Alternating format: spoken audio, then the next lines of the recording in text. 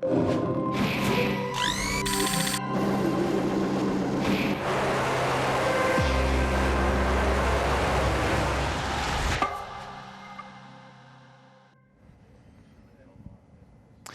is after the flag on a Saturday, and heaven is a place on earth. It's known as Phillip Island. What an incredible MotoGP race we just witnessed. Phillip Island delivered again, and it delivered a brand new MotoGP winner. It took him 120 attempts, but Johann Zarco is a MotoGP race winner. It will take us a long time to pick the bones out of that Australian Grand Prix. 27 laps of intrigue, strategy, and nerve-jangling tension on that final lap. A thrilling finish, and Johann Zarco the winner. Lewis Suddaby and Simon Crafar to talk you through all of the big topics for discussion. There were a lot of them, and we have to start with the winner, with Johann Zarco. 120 races of trying, 11 times he'd finished second in a MotoGP race, but the bridesmaid no longer. Johann Zarco is a MotoGP winner. Yeah, I like I said on straight after the race, I'm so happy for him, because I think it would be a travesty for him to retire in a couple of years and not have that beautiful, thing next to his name, MotoGP winner. He did it so well as well. It's not like someone fell off. It wasn't weather conditions, as you were saying, so he fully deserved it. And a really interesting thing to me, I love looking at the technical side, his bike setup is very different than Pecco's today, and it shows how the riders can ride these Ducatis so differently and be finishing in almost the same position in the race. Often when you think of Phillip Island MotoGP, you think of races like 2015, 2017, last year, those Moto 3-star pack races. This wasn't really that, but it was an intriguing race of differing tyre strategies in the end that met in the middle. We'll discuss that in just a moment, but we have to hear from our podium finishers, starting with the rider in third place. He was fourth in Indonesia a week ago, but now Fabio Gianantonio has a MotoGP podium. Third for him today, and he's live now with Matt Burt. Yeah, fourth in Mandalika last Sunday. Third, his first podium finish in MotoGP. The man standing in front of me now, no wonder he's got a big smile on his face. Fabio Gianantonio. Fabio, how do you even start to put into words your emotions right now? You've waited so long, you've worked so hard, and you've finally got that special feeling. You're a MotoGP podium finisher. Huge congratulations. Thank you, man. Yeah, when I was coming to the box, I was so happy that I was not crying, but I was crying. But it was just pure joy, because. Yeah, as I said always, we worked so hard for this, and we achieved it. Yeah, I'm super proud about my growth. We did a great job through all the year, and yeah, I'm just proud of my team, my staff at home, and also proud of myself. I did a good job today. So what to say? It was just amazing. I don't know how we try and cover those 27 laps, Fabio, but we'll attempt to. I mean, you were inside the top three for most of it, and then of course you dropped off the podium. Were you worried that you were going to miss out? And then all the drama at turn 4 on the last lap. I think you said it was like you were in the sandwich on that last lap, but to come over the line, I mean, it was an incredible final lap as well. Yeah, it was a roller coaster of emotions, let's say, because I started so good, so I was like, hey, I got this, I'm already there. Then I was catching breath. I said, oh, I'm doing a great job. Then the tires started to drop a little bit. I said, oh man, I need to surf a little bit now. And yeah, I started to manage, but then we were catching Jorge on the front, so I said, oh, maybe I can smell the victory. So it was another, again, in the hype mode, you know. And then the last lap, it was just crazy. We arrived in turn 4 with all together. And if there were other riders, I would try to go into inside to win, but then there was Jorge and Pecco. I didn't want to ruin anything, So I just stayed there. I tried to do the maximum. The maximum today was the podium. But yeah, man, what to say? I'm super happy about anything. At the end, we can just be happy, proud, and learn from it. And tell us about your emotions when you finally crossed the line after all this hard work, all the sacrifice that we don't see. And of course, it's been a difficult period for you, Fabio, as we spoke on Thursday. Yeah. You haven't got a ride incredibly in 2024 at the moment. Unemployed man. Yeah, but I don't think that'll be for too long, trust me. But I mean, the emotion when you finally crossed the line and you realised that you were a podium finisher and a great place like Phillip Island as well. Yeah, I honestly was screaming so much. You should put a micro in the We'll do it next time. I was that screaming like, yeah, man, yeah. I was screaming a lot. It was just fantastic. But I didn't realize it till I got to the parc fermé with all the team. That they were cheering for me. They were laughing, screaming, and that is where I understood what they've done. Let's say, you know. And then the emotions went up again, and yeah, it was amazing, man. Fabio, fantastic to see. I think your team on the pit board were telling you throughout the whole race just to relax, breathe. Well, now you can finally breathe. You're on the podium here in an incredible Australian Grand Prix. I'm sure we'll see you in 2024, Fabio. All I can say is huge congratulations. Thank you. We will try our best to be in 2024. Awesome job. Thank you. The fastest unemployed man in the business, Fabio Di Giannantonio, third today, bike lengths away from winning the Australian Grand Prix. And he was very clever, wasn't he, through that race? Of course, it was very easy to see Jorge Martin pulling away at the front of the race on that soft rear tyre to be sort of suckered into trying to go with them rather than doing your own race. But as much as we discuss all the inner workings, all the mental side of the sport, let's just strip it down to the unbridled joy of Fabio Di Giannantonio, who's been through a lot this season, of course, fighting for his MotoGP future, and to now have a day like today, which maybe doesn't make it all worthwhile in terms of his overall future, but a day that he'll treasure for the rest of his life. He will. Hopefully there's more to come. He has mentioned how he's had to put up with knowing people doubting him, you know, for quite a while.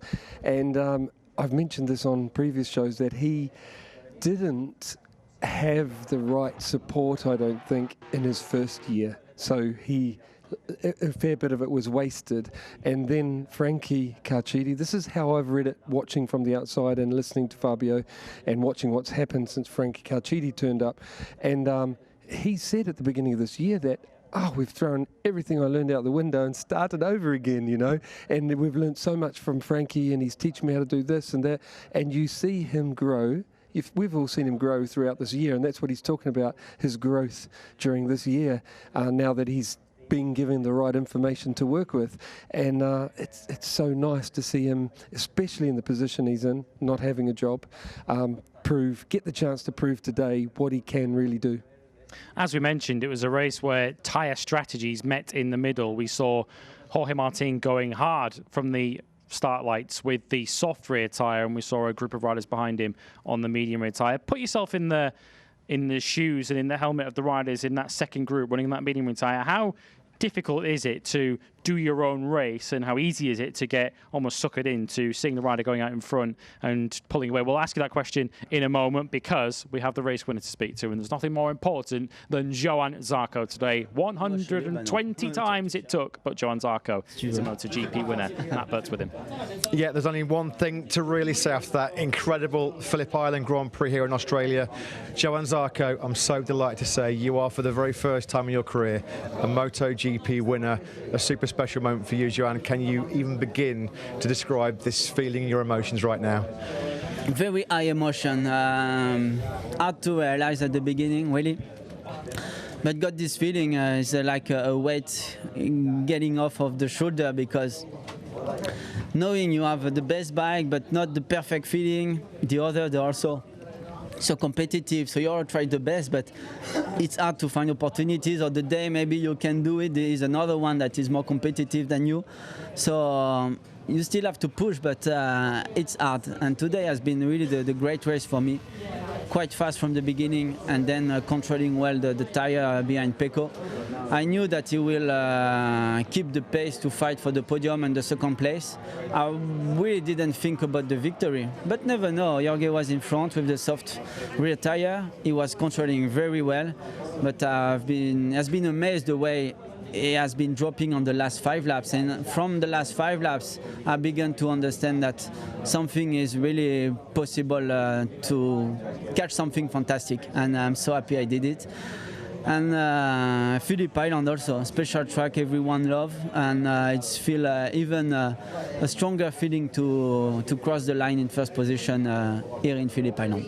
With the championship, of course, your teammate fighting for the world title, he was 3.5 seconds clear at one point. He ran the soft rear tyre. When you got into second place, did you even think about maybe protecting him? But the fact was he was so slow. You had really no choice but to keep pushing and make that move at turn 4 on the final lap. Did you think at one stage though to perhaps try and sit there in second? No, I was really focused to overtake and keep my position. For sure, I was maybe thinking to overtake him on another corner where there is a better drive and I can do a huge difference. But I had also to avoid an attack from the guys behind. So that's why I attacked in that moment, and I was not thinking about the championship. It was really focused on what I have to do for me. And when you came over the finish line, it's always an indescribable feeling to win your first race in MotoGP. And in a race like that, at a wonderful circuit like this, when you crossed the line, when you saw the checkered flag, there must have been an explosion of emotion inside that helmet, Johan.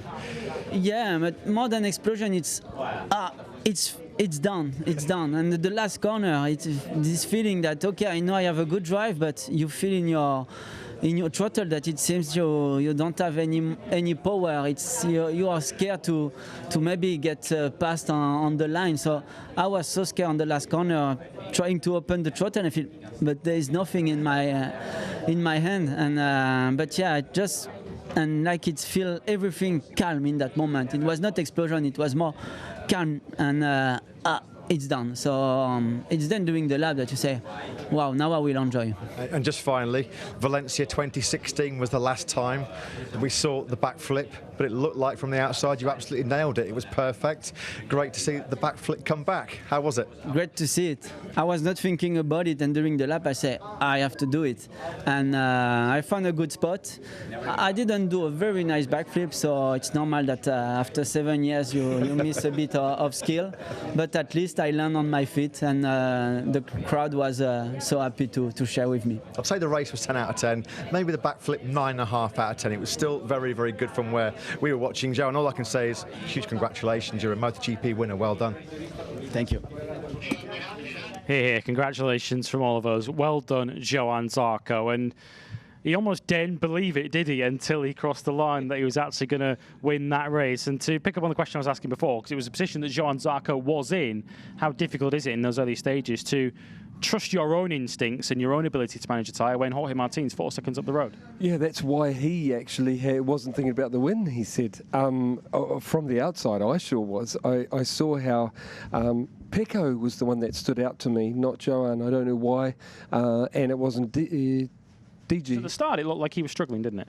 Well, yes. On the face of it. I heard you mention that, or Matt, and so I really watched him through the hay shed up Lukey Heights, everywhere you're on the throttle there and I honestly could see that he was managing. He was not pushing when the tyre was on its side. He was carrying speed, flowing, keeping it smooth, and I really thought he was the man that was going to win the race. I did, but the job that DG and Johan Zarco did alongside, meaning you got a world champion at his, doing what he does, being really wise, and those other two matched him. They went all the way to the line with him, so yeah, impressive. Speaking of the world champion, let's hear from the world champion and the world championship leader. At one point it looked as if Pecco Bagnaia's lead was going to be trimmed to as low as 4 points. In the end, second place, and he extends his lead. Pecco Bagnaia is with Matt.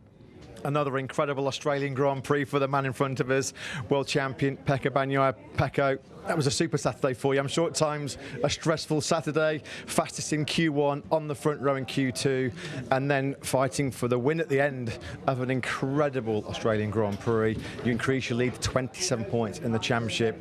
That feels like it was another big day for you in Ducati.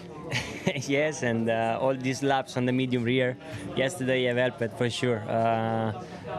Yesterday we didn't have the chance to be on the Q2 directly, but we prefer to do more laps with the medium to be more ready, because the grip this year was less, but we were faster, so the drop and the consumption of the rear was higher, much higher. So for me the decision for the rear tire was quite clear, and when I started the race and I saw that the other guys were faster, were going very fast and opening the gap, I just thinking, okay, maybe it's too much, and will be better to be more calm, relaxed, and then push after many laps. And the choice was the best one. The strategy finally was the correct one. I was expecting that the rear tire of Jorge were dropping before, but finally it dropped at 3-4 laps to go, and in the last lap we had the chance to overtake him. Talk us through that last lap. Turn 4, it was like a Moto3 battle. It was incredible. 5 riders all fighting for the win, as it was at that stage, and to come out of it in second place, huge 20 points for the championship. But what was going through your mind when you could see how big the problems that Jorge was dealing with the soft rear tyre? I saw that the lap before already. I said, okay, we will overtake him. Don't know where, but he was struggling a lot with the traction. So I just tried to do it as quickly as I can, because we were a group of 3 guys or 4 guys, and I wanted to give the possibility to all the others to overtake him and not remaining behind him till the last corner. So when I saw the little opportunity of Joan overtaking him, I just go in the inside, and that was the correct choice. But I think all the overtakes I did today were good. You said it was always going to be a tactical race, a race of strategy, particularly with the rear tyre. A lot. I mean, when you saw your closest championship rival Jorge bolt away, I think he was 3.5 seconds clear at one point. Yeah. You're off the podium. How hard is it to tell your brain to stay calm, stay relaxed, because you know you're going to be strong at the end of the race? It must be a fight with yourself, and not to keep attacking and trying to be aggressive yourself. It was a really difficult moment, because I saw him, that I was knowing that was with the soft, and in a moment I saw that he started to remain in the same position, and I said, okay, we will catch him again. But Brad was very fast on the medium, so in that moment I was not knowing if my pace was good enough. But then I saw that also Brad was in the same position and I wasn't pushing, so I just said to myself, okay, we are in a good position, we are doing everything well, and then when I'm close to another guy, I know that I can overtake them. So I just waited till the last laps to overtake Dija. It was a really nice overtake, maybe one of the best one. And then the overtake on Jorge too was very quickly, because the space was very little, so happy with everything. And just quickly on the championship, of course, this time last week, 7 points behind Jorge Martin. Fast forward 7 days and you're 27 points clear. It shows how quickly things can change. Nobody knows that better than you, Pecco, but it's been a very significant 7 days in terms of the championship. Absolutely. Things can change very quickly in the World Championship. We know perfectly. I was with 62 points of gap and I lost everything. So, like I said, you have to be calm, you have to be very precise, intelligent on every situation, just trying to be always at the front, and I think we did the maximum every time. And we finished in the podium in Misano, where it was difficult. We won the race in Mandalika. We finished on the podium in Japan. So we are always here. We work a lot. Maybe looks from the outside that we are struggling, but then in the race we are always at the front. So this is something I think remarkable, and we have to be happy too for that. You're always at the front when it really, really matters. Congratulations again. Pecco, a spectacular show for the Australian crowd. Well done. Thank you so much. Ciao. He rides like a world champion, and today he thought like a world champion, didn't he, to come through in the end.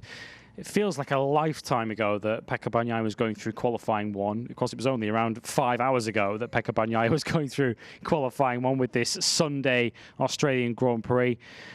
In the end, over the course of 24 hours, Pecco Bagnaia took some short-term pain by doing what he did yesterday, the strategy he adopted, going through Q1, but he certainly got the payback for it today, didn't he? Yeah, I'm sure that going through Q1 wasn't part of the strategy, but he's basically pointing out that he's doing the homework in FP1 and that second set, because they're not chasing the lap time, they were doing the homework for the race, that he misses out a bit on that. And also setup. Another thing I've got to point out is Martin turns up everywhere at the moment on that setting they found in Catalunya, where he got his confidence, and everywhere they've been, they haven't changed the bike. Where Pecco is turning up and not being confident in the beginning, struggling, but they overnight again changed the setting, as I said in this morning's session, that they changed the steering head position,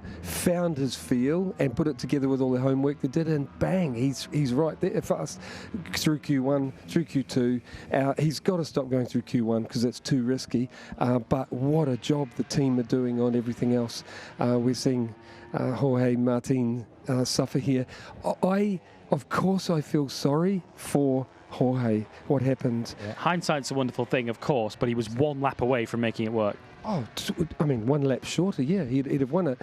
But I still think it was a big risk, and that's why I was so worried during the race that pointing out they hadn't made a big enough gap, because when these medium tyre riders save their tyre and then they throw everything at it at the end, they're going to be going fast right when the soft tyre user is completely in trouble. You know, it's like having a puncture. So I really was worried, but he almost pulled it off. But I've got to say, it was a huge risk anyway. If he'd run the same tyre, he would have been in the same group, you know, and more than likely standing on the podium, I think. Yeah, certainly based on the pace that it appeared that Jorge Martin had right from yesterday morning and through qualifying, that would certainly bear that out. He will look to fight back tomorrow in the Tissot Sprint, weather permitting. That is at 1 p.m. local time tomorrow. Make sure you check out MotoGP.com, by the way, because there has been a slight alteration to the schedule with the races moved forward slightly in the day to try and dodge the worst of the wind. Brad Binder is the other rider who was in that leading group. He was second for a lot of that Grand Prix in the end. Narrowly missing out on the podium, but what a part he played in a thrilling race today. Yes, I'm glad you brought up Brad. He was the other one that I wanted to talk about. He was in that fight. He did a great job, and it was just the overtake of, he did it differently than the others, but he was there at the last lap. He did it differently. He got overtaken by Johann Zarco, and Brad's such a survivor. When you see someone come through on the inside of him, he goes, wow, because he wants to survive. He wants to not have the contact, not go down, and he wants to finish the race. But it was a slight overreaction, I'm sure, if he looks at it again, because if he didn't stand up so much, he wouldn't have lost as many positions. He just would have lost that one. But that corner is, I totally understand, is such a risky one of being taken out by someone that can't stop. That's what he thought was happening. He got out of the way and then realised, oh no, I've left the door open for everyone. I'm sad for Brad he didn't finish on the podium, because I think he did the work apart from that overtake. One, you know, when it comes down to one little thing you didn't do right when you did the rest, that'll hurt. But there was someone else that we should mention as well that did it in an excellent job. I can't remember. To discuss. We'll discuss Marco Bezzecchi first of all. Sixth for him today, almost missed in all of the drama on the final lap and the battle for the victory. Marco Bezzecchi came through to take sixth in the end, which on its own is a great result and a great performance for him, given what he's dealing with. But does today, even with 4 races in sprint to go, feel like perhaps a step too far in terms of his title hopes? Yes. This weekend coming in, I've been saying to everyone that'll listen, it's not over, you know, so it really isn't. Today was another half a step away from it. The reason I don't say it's over is my imagination going is, imagine if Pecco and Jorge Martin have a really big battle in one of the upcoming sprints or especially races, and both end up on the floor, and then Marco's getting really close. I know it's still too far, but all I'm saying is it's not over. It's just slipped a little bit more out of his hands, Marco. And this was a tough one for him. I really thought he was going to do well here. It didn't end up as competitive, but I still don't want to write Marco off yet. Well, just to mark your card on the schedule for tomorrow, just taking a look at the schedule tomorrow, because it has changed if you haven't been following it on MotoGP.com. So I'll just run you through the MotoGP sessions for tomorrow. So the MotoGP warm-up now will take place at 9 a.m. local time tomorrow. It will remain 10 minutes. The Moto3 race will now take place at 10 a.m. local time tomorrow. Moto2 at 11:15. And the Tissot Sprint tomorrow over 13 laps, weather permitting, will take place at 1 p.m. local time, and just accordingly wherever you're watching in the world. But make sure you do not miss those. If it's anything like as good as the 27 lapper we had today, the sprint should be a thriller. And it's an interesting dynamic, isn't it, now going to tomorrow? Because usually the riders have the advantage of the knowledge from the sprint to take into the main race tomorrow. It's the reversal tomorrow. Well, yes, everyone will be able to look at what Jorge did on the soft rear tyre today, and everyone will take the soft because it's so fast. It's faster lap times and the race distance half, so they'll go the soft tyre. I don't think it's going to be a problem. You know, the thing is, they normally look at it like the sprint is half the value, you know, points wise, but its big value is, like you said, knowledge going into the long race. Now it's half the value, and they've already got the knowledge, you know. So yeah, the thing is, we're going to see a sprint, you know, instead of like today we saw a tyre management and who, because it did Stated the obvious after he's won the last 4, but does that feel much more like Jorge Martin territory? Oh, very much. But you're also, I don't think he's going to have it his own way, because everyone else is going to be on that soft tyre too. Managing. Yeah, they won't be managing tyres; they'll be running with them. So I think we're going to have a good fight. Well, let's certainly hope so. 13 laps of the TISO sprint tomorrow, weather permitting. That will be at 1 p.m. local time here in Phillip Island. We all need to lie down after what was an incredible Australian Grand Prix. If you're watching us live, stick around because the press conference is coming up next to hear from 3 very happy men. John Zarco, your MotoGP winner for the first time in his career. Pecco Bagnaia extending his World Championship lead with 2nd. And Fabio Di Gianantonio on the podium for the first time in 3rd. We look forward to your company tomorrow for Moto2, Moto3 and the TISO sprint here from Phillip Island. Until then, it's bye from us.